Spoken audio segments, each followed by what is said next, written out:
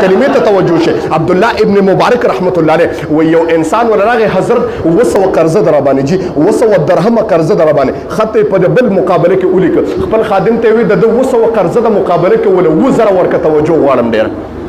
200 قرضه د وزره ورکه توجه وای کله چې دا غراغي لپاپه وروړه خادم او کتل وی جوړ عبد الله ابن مبارک غلط شوی دی جی یو صفر سیوا کړی دی جی په 700 پسې صفر سیوا شوی دی جی وی بیا خط اولېګه حضرت جی غلط شوی جی وګوره بیا واپس اورېګه وی هغه عبد الله ابن مبارک ورته غلط شوی نه اوس خو اول ما نبی رسول الله جمله اوریدلې و نبی رسول الله فرمایي چې زما د امتی بلکې الله فرمایي چې زما د مخلوق په مخلوقاتو کې د انسان زړه ته ناصافي خوشاله ک ناصافي نو زبتا ناصافي دا څه خوشاله کم چې ناصافي بر جنت ته دنکم ما په هغه دغه باندې دا کوله اوس دته پته ولګي چې دا وزر دي وای دته پته نشته په دابل طرف ول 14000 دراهم لیکل دا ول ورکا و چې هغه انسان ورغه او 14000 اشرفه او دینارونه ته اوشمره وای قسم بالله صاحب د خلین आवाज وته ربا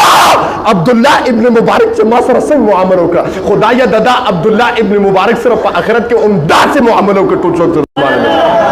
نبی سلام فرمای زما امتی خو بداسي چې هغه بل مسلمان ته نه فرسي نبی سلام فرمای مسلم من سلم المسلمون من لسانه ويده استاد د جبه د زرن به مسلمان ته نقصان ني او که استاد د جبه د زرن مسلمان ته نقصان پته ولګي چې مؤمن نه فاسق انسان فاجر انسان او د فاسق او د فاجر لوی علامه نبی سلام دا فرمای چې د ټول مسلمانان د جبه نه تنګي د خلینو به مسلمانان تنګي خلک به د نه ډډه کوي د مخافت شر یره جی کو ورزمن خلی پسې سپې تړلې زمونږ د پښتنو دا خبره ده یره جی خلی پسې سپې تړلې خو نه ورزم بي عزت کول کوي که استاد داسې ژوندۍ وا پته ولګي چې فاسق او فاجر الله دې موږ نه اوساتي